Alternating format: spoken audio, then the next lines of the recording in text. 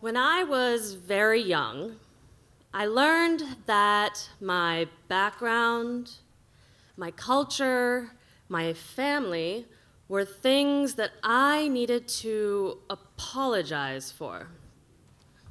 Now, this wasn't explicitly taught to me. Nobody sat me down and walked me through everything that I, as a child of immigrants from India, should be ashamed of. Instead, this was a lesson accumulated across a series of small moments, like the first time I invite a classmate over to my home and they see something like the silver idols carefully arranged on top of a tray, on top of our microwave, one of which looks like a young boy with an elephant head. Or they hear something like my father jamming out to his favorite music.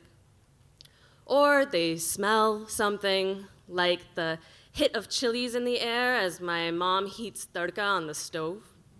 They see, hear, smell something that makes them furrow their brow and scrunch their face in that way that says, "This is weird. You're weird."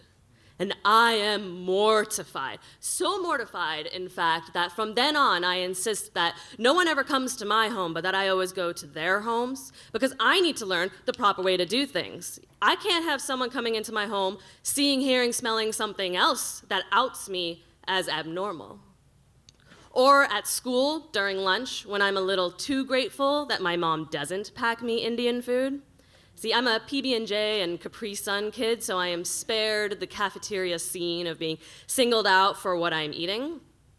But I still see that happening to the kids who look like me. Or again at school, how everyone knows exactly why and completely understands that one day a year, kids are gonna come to school with gray ash on their foreheads. But that same baseline knowledge and understanding is not extended when it's red powder instead. So it's all these little things adding up to teach me what is normal and understandable, and what is abnormal requires explanation and maybe needs to be apologized for. So I developed that habit. I meet up with my friends and I say, "Sorry, I just ate dinner. I probably smell, right?"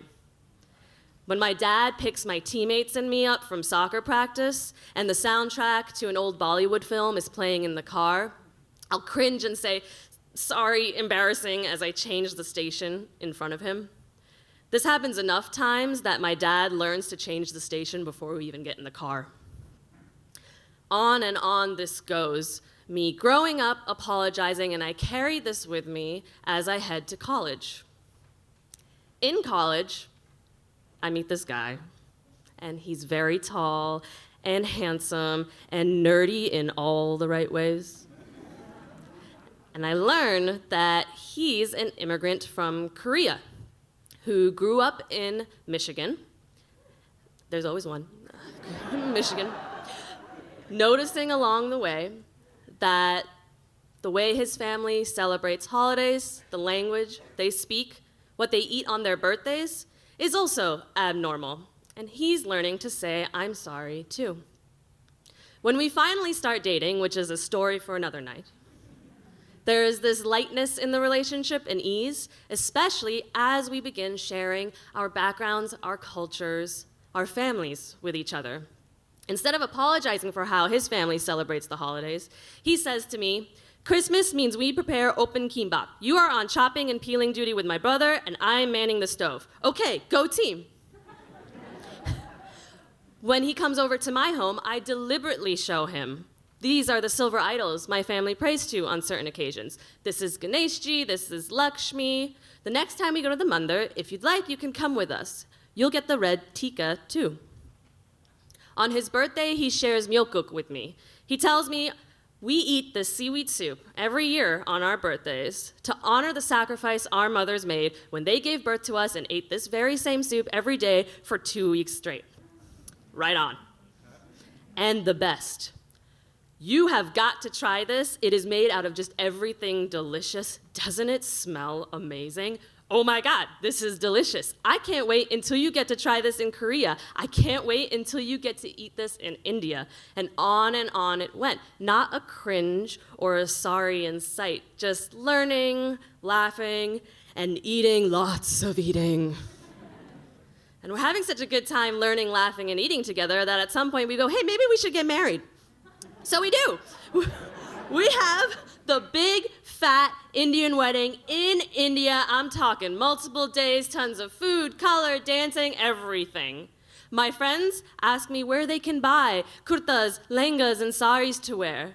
They're excited to get their mehndi done and post photos of their hands and their outfits on Instagram.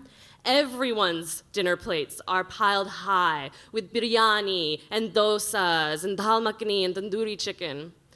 My father and his family are singing their favorite folk songs together. During the Sangeet, the dholak drums bust in, drowning out the DJ's pop music and kicking off one hell of a Punjabi dance-off.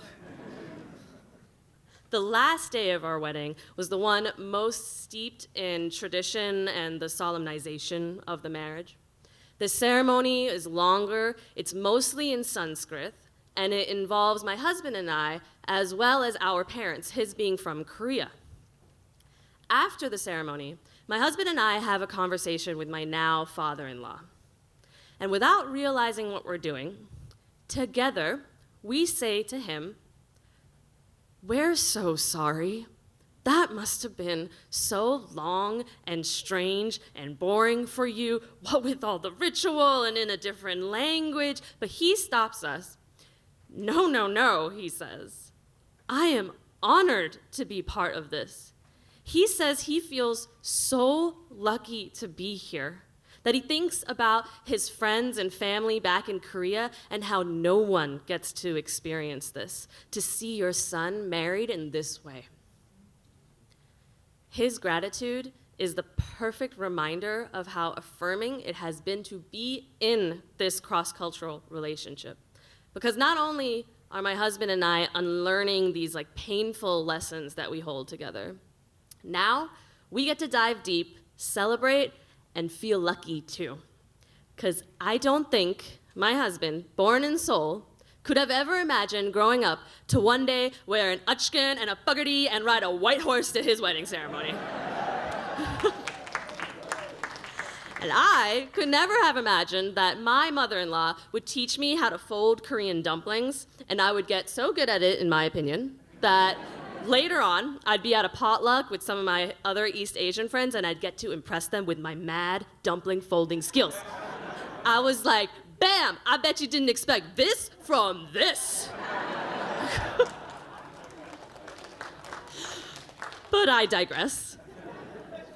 It's been a really fun journey, and it continues to be. There's always more to learn and explore and eat. And we know now that when it comes to sharing and celebrating parts of ourselves with each other and the world, we have nothing to apologize for. Thank you. All right.